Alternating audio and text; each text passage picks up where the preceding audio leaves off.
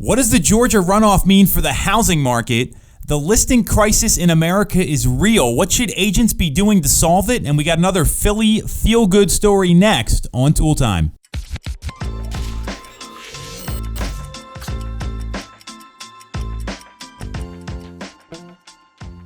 We are back on Toole Time, first episode of 2021. I'm Tom Toole. She's Sarah Tymon.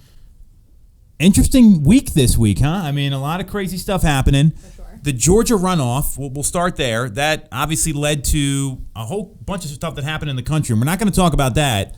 Here is the question. What does that mean for the housing market? I think that's a big question a lot of people have. So what do you think about all this, Sarah? Yeah, so there are a couple different ways that this is going to play into the housing market. One of the top ones is just that Biden will now have a little bit of an easier time maybe getting some things to pass through. One thing that he had talked about doing a little while back was putting, for first-time home buyers, a $15,000 credit or a tax break. And I think that now he will have a little bit more of a chance of getting that pushed through quicker. So that's definitely going to be something that will help out first-time home buyers and affect the housing market. Yeah, I think you hit the nail on the head, right? It's going to be way easier to get things passed because Washington, if they're known for one thing besides corrupt politicians, it would be not getting anything done and being in gridlock and not being able to move things forward. And that was the big contention point with this Georgia election is they had to take both seats, and now they displaced the Senate majority lead for one side. Now it's all Democratic. And you know, I think the thing people need to be aware of, too, is that I don't think it's going to be just like a clear path to pass whatever you want because you still need 60 votes to clear a filibuster. You know what a filibuster is? It's when they talk forever and don't get anything done. Sounds like politics, normal stuff. So, that's something that I think people are forgetting about, even though there is a majority right now. The $2,000 checks from the Cash CARES Act, like that should be pretty easily passed. And the thing I think is going to happen, and we talked a little bit about this before the show, is all these tax changes that were made when Trump took office. So the MI deduction going from $1 million on your loan amount to $750, so you can't write off that extra $250,000 in mortgage insurance or mortgage interest.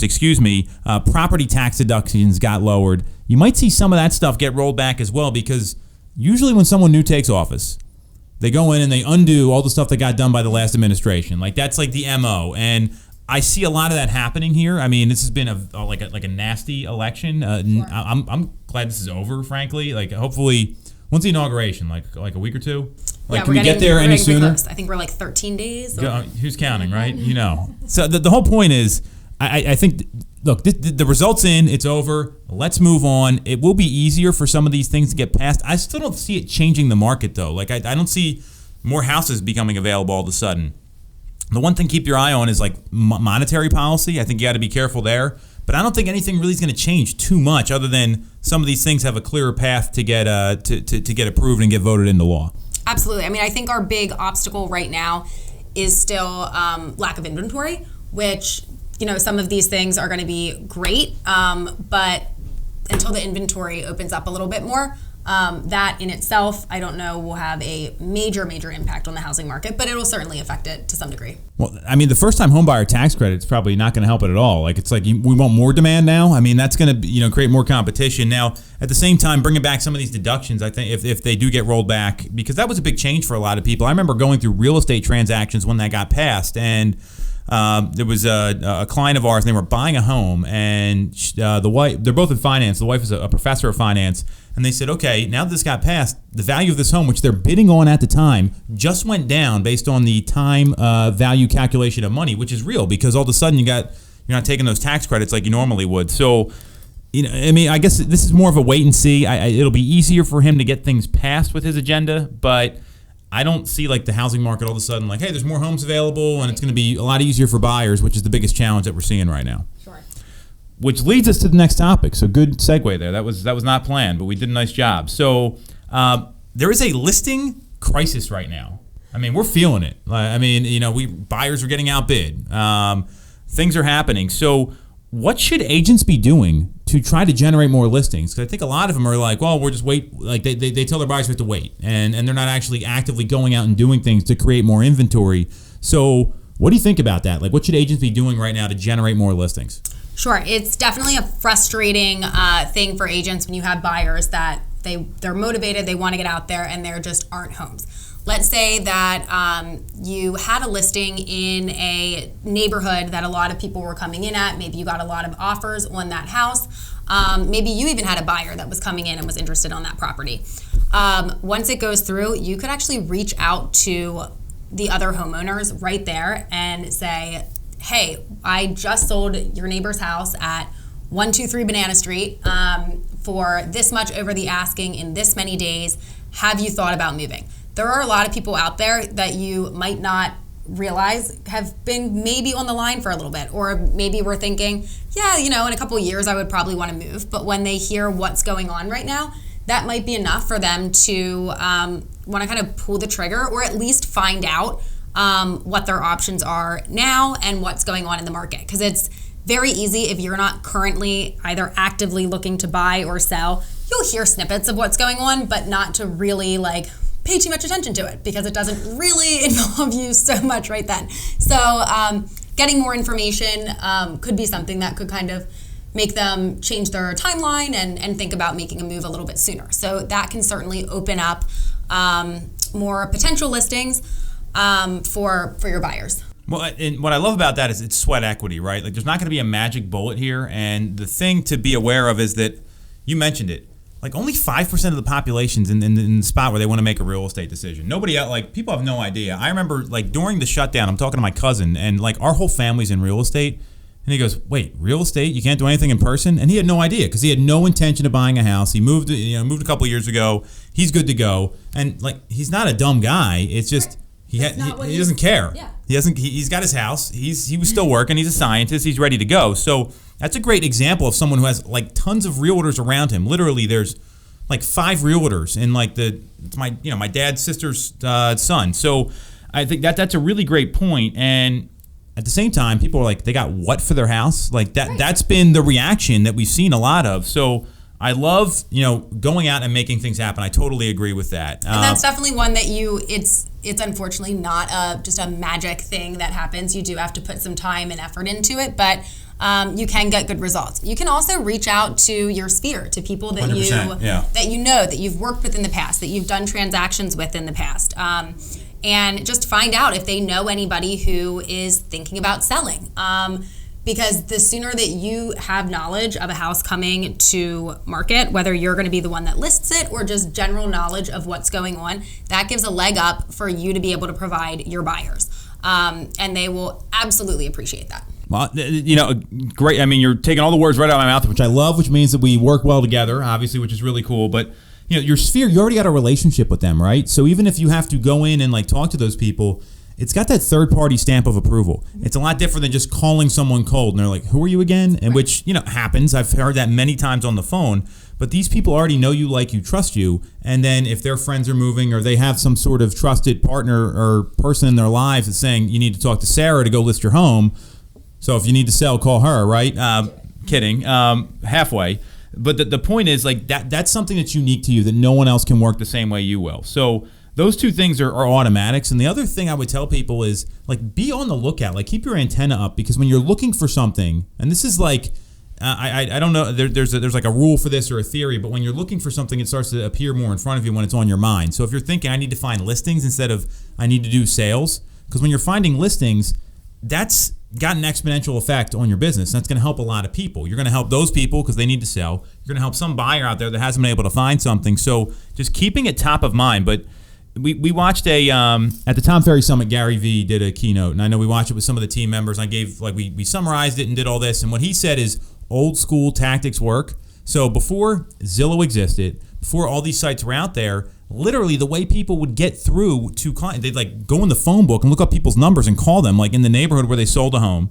They would call the people they know. I mean, that stuff works. And when you're in a tech-heavy market like this, sometimes you got to go to the sweat equity and outmaneuver people. And if you're serious about helping your clients, this is what you need to be doing. You need to be making a continuous focus on picking up the phone and finding listings. And whoever talks to the most people, and sets the most appointments and goes on them, sells the most houses anyway. So you're going to be helping a lot of people there. So I think it's just getting back to basics and not waiting for the stuff to roll in and pop up in your email or on your phone. Yeah, and I think also, absolutely, and just being organized and kind of having some forethought as to what's going on. So I know there are quite a few people that I've been working with recently who know that their home will sell very easily, but they don't want to list it yet because they don't want to be in a position of not being under contract for their next home. Well, when they're going to put the offer in on their next home, when it's contingent upon the sale of their home and there isn't anything, that can kind of create a little bit of unease from the seller if they have other offers that don't have that. So if you know of buyers that would also then be interested in the home that your client will be listing, just kind of like lining things up a little bit in your head and knowing what you can do to kind of ease things through once the ball starts moving on some of the other ends, it can make things go a lot smoother, and that affects a number of transactions, which is what you want, smooth transactions. Yeah, right. Well, you're talking about second level thinking. This is what a business person does, and enough realtors, they just chase deals. They don't think about, okay, well, I've got these people over here, and I've got this great listing that I know is going to sell, so maybe I need to kind of line these people up and get there. And, so I think, just going through and putting the pieces together, like taking your time, getting organized and being prepped rather than just showing up and hoping the home's going to sell itself, which is the problem with real estate. It's why there's such a high failure rate. Mm-hmm. The other thing I'll point out that you mentioned there, which I found to be really interesting, is you talked about having the forethought to put this stuff together, but also like with those people that have contingent offers, you got to ask them tough questions. Like, hey, what's your plan B if this home sells and we can't find you a new one? Because it's getting a contingent offer accepted, that's like unheard of right now. It's something that doesn't happen unless the listing's been sitting on the market. And right now we've got less than a 2-month supply of homes available in the greater Philadelphia area. So if you're talking to people that have to sell to buy, then you might need to think about going to a short-term rental. They might need to be thinking about moving in with their parents. Like, I know it sounds scary, or moving in with a relative. And look, it's hard when you have kids and all that stuff, but these are the decisions people need to make if they want to move. And they're going to benefit long-term. And it comes back to that thing of like, what are you going to sacrifice short-term for the long-term gain? And that's the kind of market we're in right now. Yeah. Is it ideal? No. Do we want to see people do that? Not if they have to, or not if they don't have to.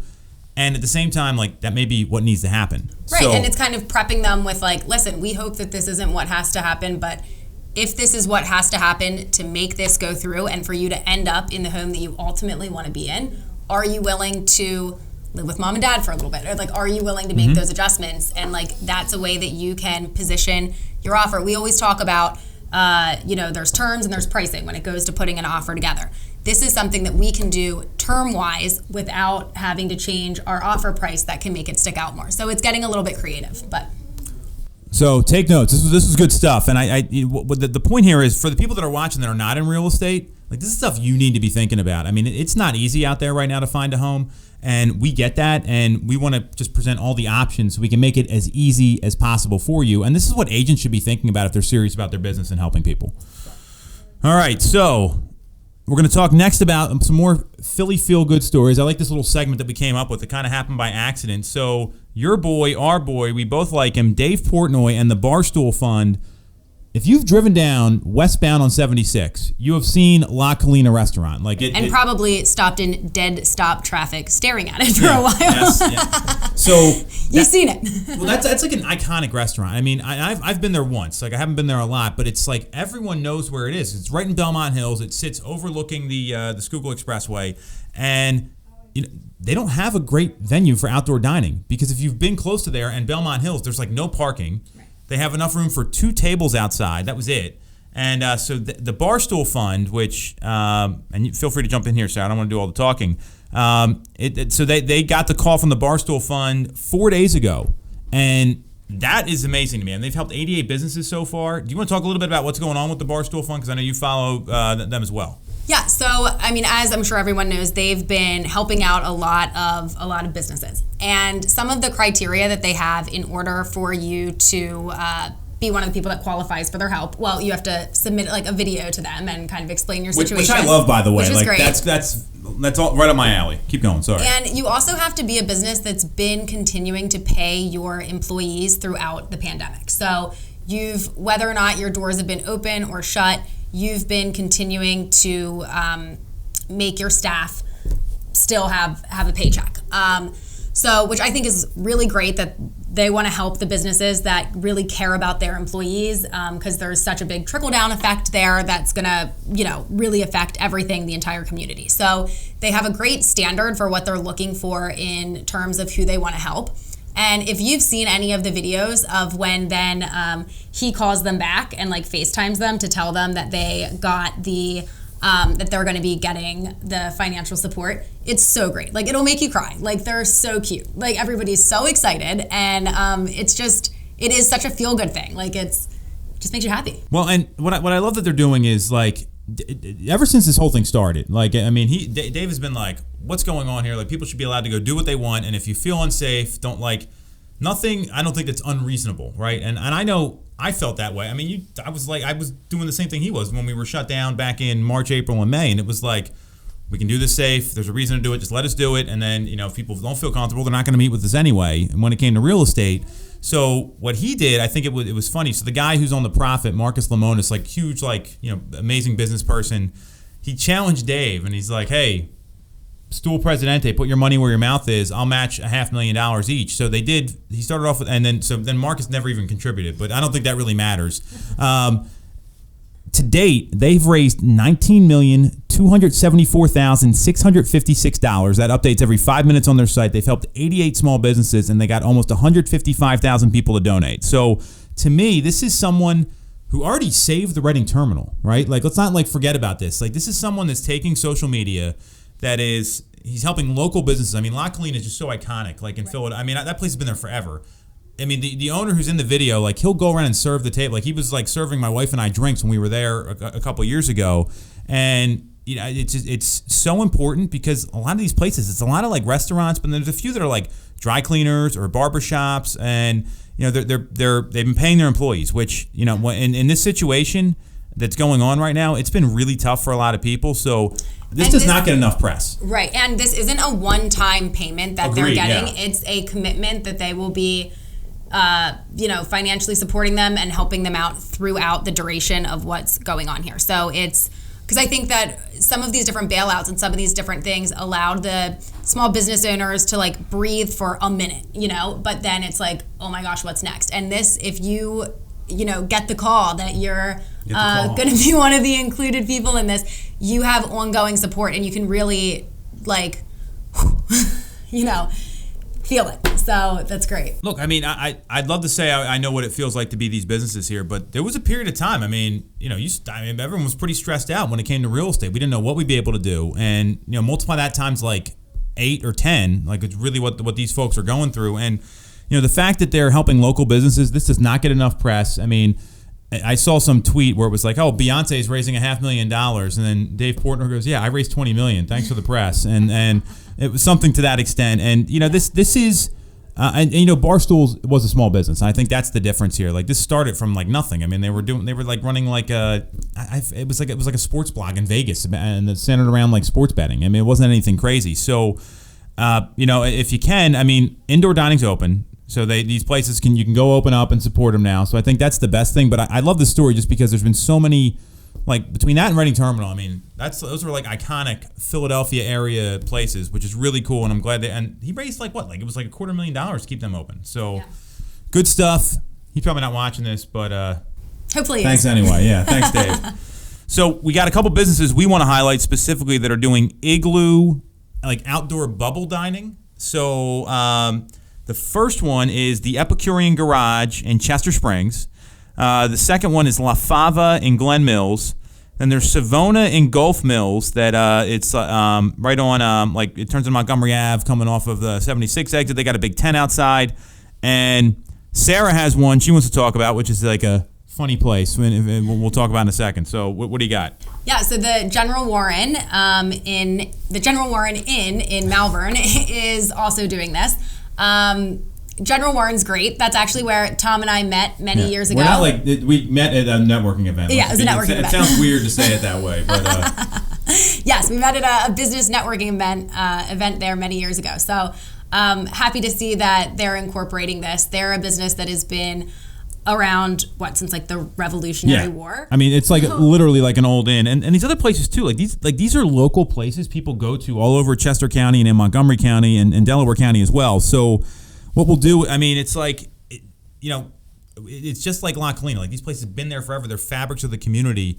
And some people just aren't going to go indoor dining right now, no matter if it's open or not. Like, I mean, they're just not going to be comfortable with it. So having like your own space is pretty cool. It's pretty ingenuitive, if that's a word. Right, and it's kind of fun too. Like, it's not just like, all right, we're gonna make this work, and like it's obviously gonna be less fun than the real thing. You know, like having your own little igloo is like, I don't know, it's just kind of fun. It's different. I like it. Yeah, I mean, this is something that's on our like to-do list for the wintertime for sure, especially because it's heated out there. Because I've been to an outdoor lunch like recently, and it is cold AF outside right now, so it's like not fun. Like, I mean, it's not. This is a little better. So, in the General Warren Inn, if I recall, they have like very hot heaters there.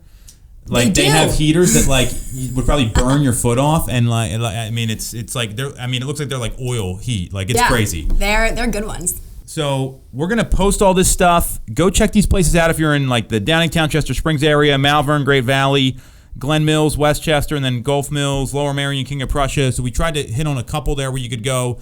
Not everyone's doing it, but it is a cool thing. And like, it's freezing cold outside, but you're inside. Like, that's what I'm talking about. Maybe you'll get lucky, it'll snow. Who knows? That's all we got this week. We had a lot to talk about. We'll catch you guys next week. Thanks for watching. Bye.